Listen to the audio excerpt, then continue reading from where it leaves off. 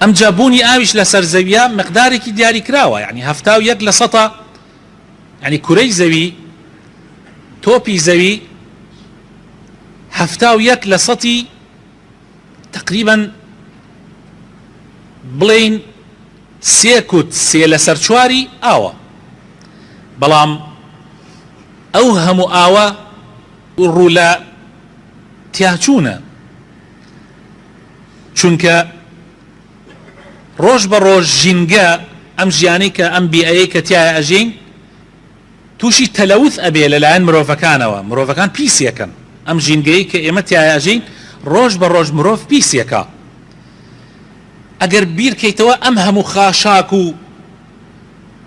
پیسیەی کە ڕۆژانە مرۆڤ فڕێ ئەدا لە زمانی تەکنەلۆجیایە لە هیچ زمانێکی ترا شتیوانە بووە. وەزەرەری گەورەیش بەری ئاو ئەکەوێ، لەبەر ئەوە بەڕاستی ئێستا ئاو لەسەر زەویە لە خەتەرایە.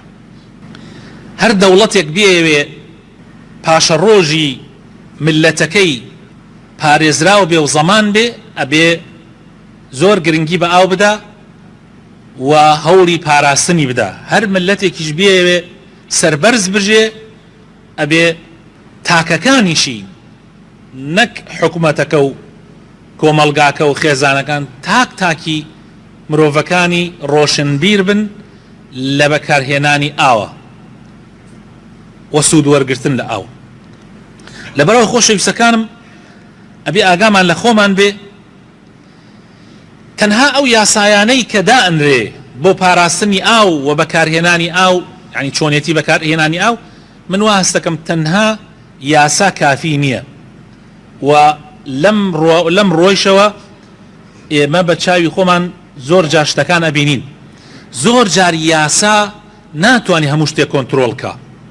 ئێستا بۆ نمونە لە بواری مەسەلەن مرورە، لە بواری ترافیکە، هەر کامیرە دیار نەبێ، هەم مرور دیار نەبێ، یەکسەر ڕۆنسایی دەسی پێەکە، فرتوفێڵ دەسی پێەکە، هەموو ئەو شتانە ڕوو ئەدەن. چونکە خەڵک کاتێک پێشێلی یاسا ناکال ئەترسێ لە عقوبە، لە سزا. کاتێک ترسی سزای نەما ئەو کاتە بە کەیفی خۆی هەموو شتێکەکە. ئێستا وڵاتە ئەوروپیەکان ئاوان، ئێمە ئەو بەڕێزانەی کە لە ئەوروپا ئەژێن خەبەرمان بۆ ئەهێننەوە، ئەڵێن ئێمە هەر وەسفی خەڵکی ئەوروپا دەین، ئەڵێن ئەوە وانە مەسەلەکە ئەوە نییە ئەوان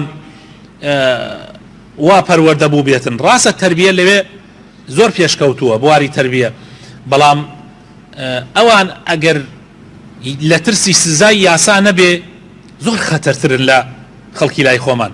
چونکە خەڵکی لای خۆمان جاری وا هەیە چاوی یاساشی لێوە دیار نییە، بەڵام لەبەر خاتری خوا، لەبەر خاتری ئەو پەروەردە دینیەی کە هەیەی لە زۆر شتی ناشەرعی و نایاسایی خۆی ئەپارێزێ.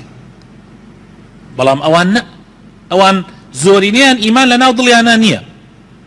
لەبەرەوە خۆشەویستەکانم ئیمان زۆر گرنگە و زۆریش گرنگە مامۆسایانی ئاینی، ڕۆشنبیران، زانای ئاینیەکان تەکید لەسەر پاراستنی ئاو و پاراستنی ژینگە بکەن.